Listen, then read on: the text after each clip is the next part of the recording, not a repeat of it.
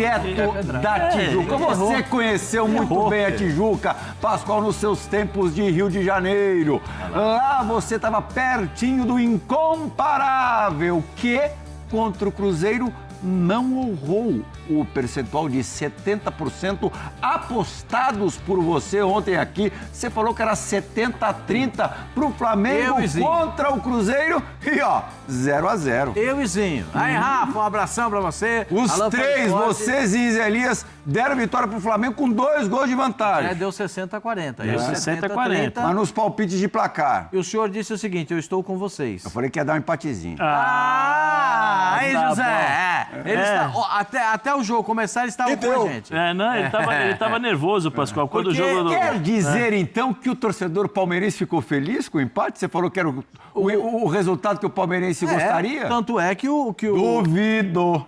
Não, essa pergunta aí, vocês vão me desculpar, mas não precisa ser... Isso aí é... Gente, não é que se é ou não o incomparável... Você é um terraflanista. Você tá brincando. Você é um terraflanista. O time do Flamengo é muito incomparável. Muito incomparável. O elenco é muito incomparável. Tô achando que o Verdão vai chegar mais forte. É o melhor elenco da América Latina. A coletiva do Felipe Luiz também foi incomparável. Disparado. Disparado. Do jogo, falando do jogo, acho o jogo bastante legal. Jogo bem equilibrado. Jogo muito bom. O Flamengo tem 0-0 bom? Tem. O Flamengo teve algumas possibilidades legais. Depois, aquela pressão que o Flamengo faz no início da partida, o time do Cruzeiro suportou bem.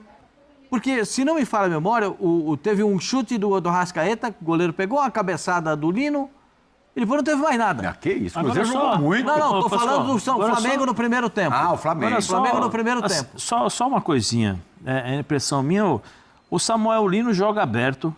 Ele tá ali para ser o homem do 1 contra 1, ele tem que tentar. Claro. Tem que tentar. E a torcida do Flamengo vai? É que às vezes a torcida acabou de chegar, espera que ele passe e ele dribla. Acabou de chegar, resolveu um monte de jogos aí. Foi o valor pago, Zé Elias. Um monte de jogos aí pelo... 2,2 milhões. Não, essa é a explicação. Não, mas não é nem questão do valor pago, é questão de um pouquinho 22 milhões de inteligência para entender quais são as funções do jogador dentro de campo. Não ele são tem que pegar a bola, são 22 e tem que ir para cima. 22 milhões. Agora, é aquela história do outro lado. 22,0, pastor. Tem profissionais também, mas ele acabou de chegar. Calma, o primeiro jogo talvez que ele não tenha correspondido às expectativas. O Real Madrid do Brasil é assim, porque não conseguiu driblar os jogadores do Cruzeiro, aí vai. Real Madrid do Brasil é assim.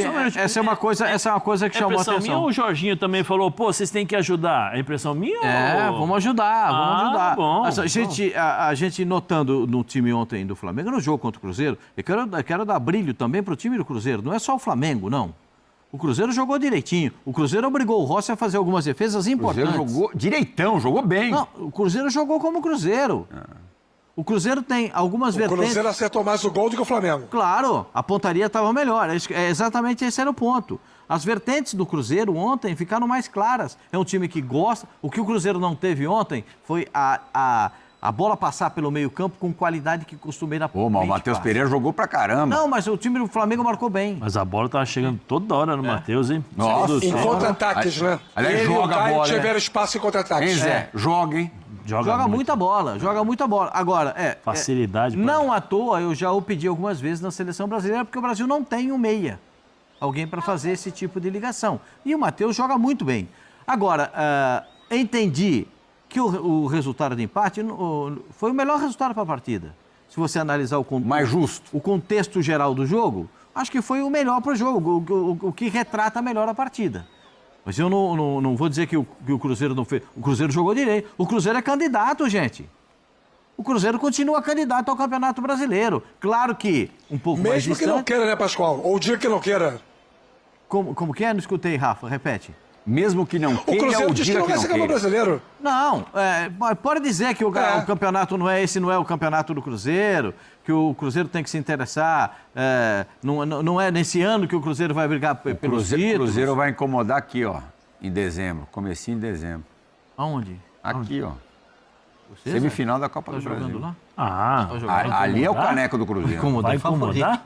É favorito. Peraí. O caneco do Cruzeiro, você cacifa isso? Ô, Rafa, ele já tá preocupado em dezembro com o Corinthians. Eu não tô... Você vê? A gente tá em 1º de outubro ainda, com a primeira semana. Dia 3 hoje. Já tá Eu achava que o programa ia preocupado. ter um outro direcionamento. Ele tá Recebi querendo... aqui um roteiro que a gente abriu com o São Paulo, que o São Paulo ontem foi apoteótico, que o São Então Paulo vamos ontem fazer foi isso. incomparável. Eu não Vamos sei fazer se isso. mudou alguma Primeiro coisa, não me avisaram. assunto do dia. Vitória do São Paulo no Castelão. Este é o assunto do Ontem dia. cheio de desconfiança, né? Mas, pô, Ontem a apresentadora estava preocupada aqui, viu? Ao longo do programa, fui mudando meu estado de espírito. O senhor ao longo foi e terminei otimista. O senhor foi igual o VAR do jogo do Corinthians contra o Isso. Internacional. Começou achando que não tinha pênalti, terminou achando que foi pênalti. Depois foi olhando, tem um puxãozinho, me dá a câmera Pro Log, me dá a câmera Pro Eu Log. fazer um Tem questionamento. que ser rapidíssimo, senão o Fabrício vai me matar. Fabrício, não sei se a gente vai voltar ao assunto do Flamengo. Vamos há muito tempo. Porque teve um lance ontem que me pareceu bizarro O recuo? para a arbitragem. Não só vamos falar sobre isso, como Carlos Eugênio Simon, o homem de quantas Copas do Mundo, Pascoal? 4 Copas do Mundo. Acho que 3, né? Ele? 3 Três Copas Copas do do Mundo. Mundo. Já deu uma a mais aí. 3 Copas do Mundo. Pô, já imaginou se ele É que tivesse eu encontrei apitado o Simon- 4? Se com encontrei o 3 já é Simon- difícil de aguentar o velho, imagina com 4. Eu já encontrei o Sino em Olimpíada, em Copa do Mundo. O velho tá gravando um vídeo Copa sobre esse América, lance. Copa América. Vamos ver se Era ele um também abate? achou um absurdo. Acabou de chegar, ele já gravou o vídeo, a gente está editando para botar no ar. Abate? Bate. Árbitro FIFA? Ih, É o você não famoso sabe. Simon digital. Sabe quem apita o Choque Rei domingo? Quem? Abate. 0-0 muito bom entre Flamengo e Cruzeiro ontem. Claro que a arquibancada rubro-negra é de uma exigência gigantesca. Você empata um jogo contra o Cruzeiro, que é um timaço, e muita gente chia, muita gente acha ruim. Foi para isso, Pascoal? Eu acho que não. Eu acho que não. Eu concordo com o Zé quando ele diz que a torcida vaiou o Samuel Lino, e eu acho que desnecessariamente, porque o jogador que tenta jogadas individuais, ele pode um dia para pegar um marcador. O William estava fazendo uma boa marcação, depois o William vai expulso numa entrada que no Bruno Henrique foi realmente muito dura, desproporcional, e mereceu o cartão vermelho. Eu nem sei porque o árbitro não foi ver no VAR, né? Não tinha nenhuma necessidade de ver aquele lance no VAR, né? O lance foi muito claro do que aconteceu. Esse toque aí no braço do Mateuzinho, um toque ofensivo que já invalida por si só as jogadas, e a gente vai vendo aí, né? No primeiro tempo, pouquíssima atividade ofensiva da equipe do Flamengo, o poder de finalização não foi bom. Aí você vai ver já o Rossi, já no primeiro tempo o Rossi tinha feito 2 ou 3 defesas teve uma na do Caio Jorge sequência. também. Essa aí do Matheus, vai ver essa aí do Caio Jorge que vai entrar ali e vai bater. E esse é o lance que chama atenção, né? É isso daí, né? Esse é o lance que chama atenção, porque o jogador do Flamengo vai sair jogando. E aí o goleiro pede para ele deixar a bola, que ele vai fazer. Aí tem a defesa Depois a gente do vai Cássio. falar mais a respeito. Essa tem a defesa do Cássio, que é uma bola cruzada do Plata, e o Cássio consegue fazer a defesa em 2 tempos. O jogo foi bom, cara, o jogo foi legal.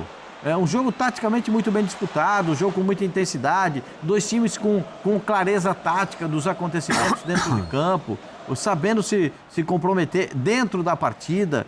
Não, o que não teve foi, esse aqui escapou e conseguiu uma jogada que foi a jogada do jogo. Não, até quando escapou, que é esse caso do Plata, tinha ali o goleiro para fazer a defesa, o Cássio teve boa atuação, o goleiro do Flamengo para mim foi o personagem do jogo, porque as defesas dele, do goleiro do Flamengo, aí tem uma bronca da torcida, a bronca dos jogadores do Cruzeiro, é que o árbitro só apitou o lance depois do chute. Né?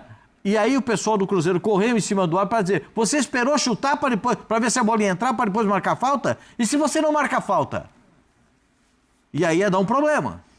Vira um problema para a arbitragem. Mas aí eles se apoiam no VAR, né, Pascoal? Hã? Aí eles se apoiam no VAR, aí eles iam ver o VAR, porque provavelmente teria saído o gol, Espera aí, vamos checar o VAR. O que o VAR me diz dessa jogada? Porque os jogadores iriam pressioná-lo. Espera aí que eu vou escutar o VAR. É isso, são os protocolos. Apenas uma ponderação quanto a... Eu esperava, falar por mim. Maior público do ano no futebol brasileiro, 72 mil pessoas. E o maior público de uma partida interclubes, não de um jogo de seleções, no novo Maracanã. Então, só para dizer, eu fiquei com a impressão de que o Flamengo deveria voltar pelo menos com 2 alterações para a etapa complementar. É a minha impressão. Uma era a entrada do Pedro, já no segundo tempo. Entrou faltando 10. Entrou aos 37. Achei pouco tempo. O Pedro não recebe nenhuma bola. Ele só pegou na bola quando ele sai para jogar ele sai uma jogada pela esquerda para pegar uma bola ali. Só uma bola ele pegou. Você acha que o Felipe privilegia o Bruno Henrique ao Pedro? Eu acho que o Felipe... E o Plata de centroavante, você gosta? O Plata não jogou de centroavante. Ele jogou de tudo menos de centroavante. Quem jogou de centroavante foi o Georgian, o debochado, que entrava muitas vezes como centroavante. Ele, muitas vezes, o Arrascaeta, o que quis o Felipe? Surpreender o time do Cruzeiro com uma modificação tática e que desse a penetração do Arrascaeta para conseguir o gol. Mas o Arrascaeta também ficou preso na marcação do time. O Arrascaeta é um ótimo jogador. Ótimo jogador. Só que ele não gosta de marcação individual. Quando você cola a marcação no Arrascaeta, ele tem dificuldade para jogar. Isso é nítido, é claro. Isso acontece. É o segundo jogo que isso acontece, hein? É o segundo jogo. E outra vez, o Flamengo... O Flamengo aconteceu contra o Estudiantes também. Também. Quando você cola a marcação nele, ele não se desprende dessa marcação. Essa é uma dificuldade que ele tem. Mas tem muita qualidade técnica, poderia se desprender. Você disse que o Plata não jogou de centroavante ou jogou mal de centroavante? Não, ele não jogou. Ele jogou aberto pela esquerda, ele veio pegar a bola na direita, ele veio por dentro, o Arrascaeta passava por dentro. Muitas vezes os zagueiros do Cruzeiro jogaram tranquilos. No sentido de sem ter um homem ali, então o Fabrício Bruno recuperou, o Vidal... Dois caras. Bom jogador. Joga lateral esquerdo, zagueiro, joga bom jogador. Eu acho que isso aí faltou. E eu pensei, vai o Pedro voltar para o segundo tempo de centroavante, porque a bola está circulando na frente da área e não tem aquele pezinho que chacoalha a rede. Sabe aquele pezinho que chacoalha a rede? Está faltando aquele pezinho para chacoalhar. O time do Cruzeiro é muito bem organizado. Perdia a bola, não conseguia marcar pressão, que era bem estabelecido, né? Tentando a saída de bola, a gente tenta marcar pressão. Se não consegue, volta, recua todo mundo, fica lá atrás, espera, entrega a bola para o Flamengo. O Flamengo fazia aí até o Cruzeiro está muito bem fisicamente, inclusive. Isso, saindo com 3, né, uma formação em 3 ali, com o Léo sabia, o Jorginho entrava, ou às vezes o Saúl, saía o Léo Ortiz também. Aí o Cruzeiro paradinho, aí dava até para ver o Matheus Pereira voltando, respirando e tal. Aí entrou o Gabriel, depois da expulsão do William, veio jogar por dentro. Tem a ver com isso. Rafa, o Flamengo, se a gente fizer uma comparação, por exemplo, com o Palmeiras, que é o perseguidor ali, tem um time com jogadores, os determinantes, mais velhos. A gente já viu a dupla, por exemplo, Jorginho e Saúl, exuberante, aqueles jogos contra o Internacional. Outros jogos também, não foram só aqueles. Ontem eles não tiveram grande destaque.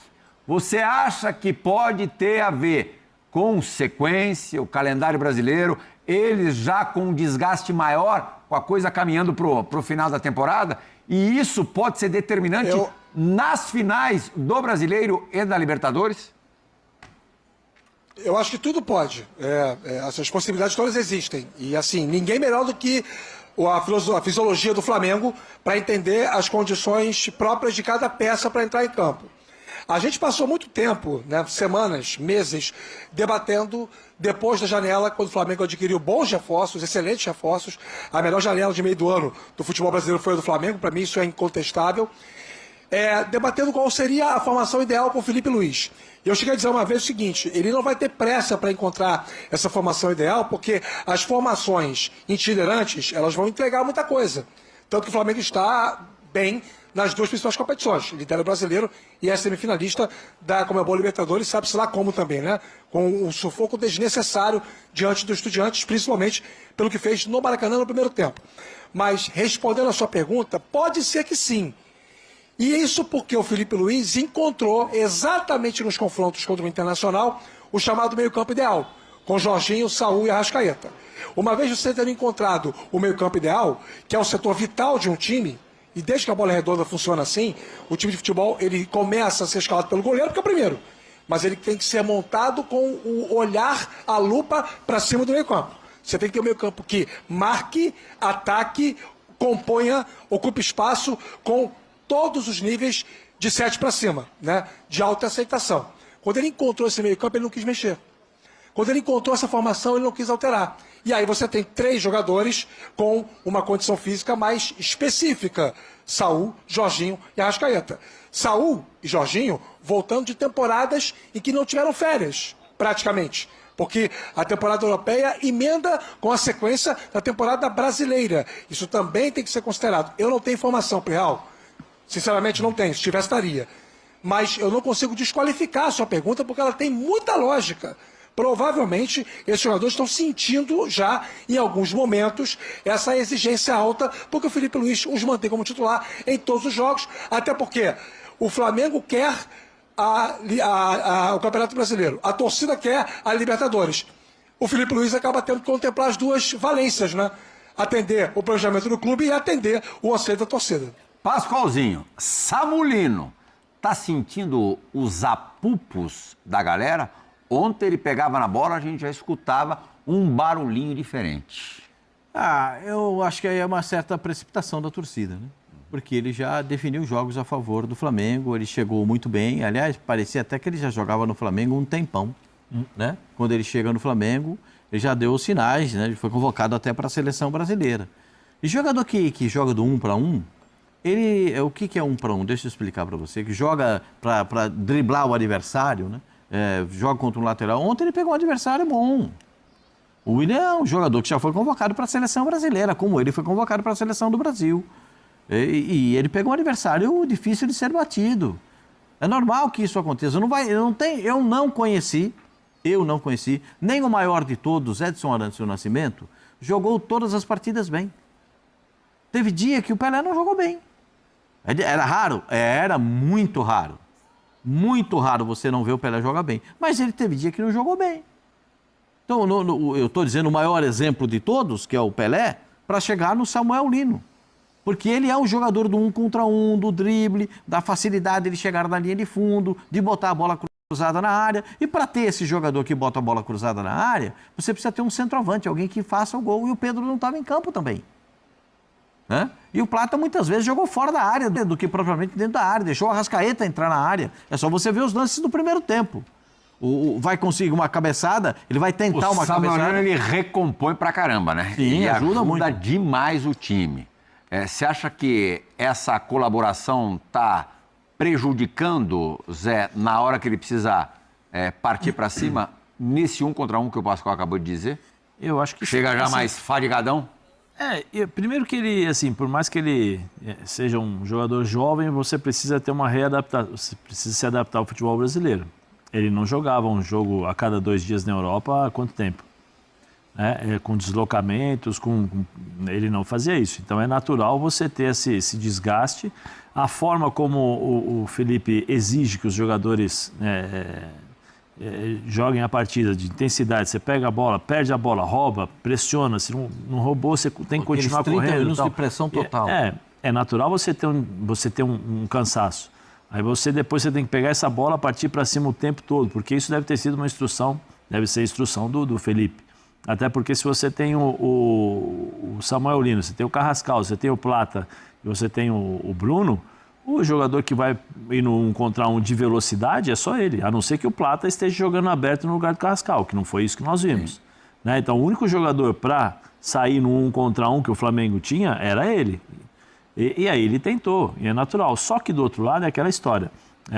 O cara joga bem, você começa a se adaptar. Opa, peraí, eu vou jogar contra o Samuel Lino. Eu vou me organizar direitinho. Então você tinha o Willian, você tinha o Christian que dá uma mão danada ali para ajudar na marcação, você tem o Romero que fecha, Fabrício e o Bruno fazendo a cobertura. Você tem um sistema de organização para justamente evitar que esse jogador tenha ou leve vantagem sobre o Willian, vamos dizer assim. E ele encontrou dificuldades, é normal.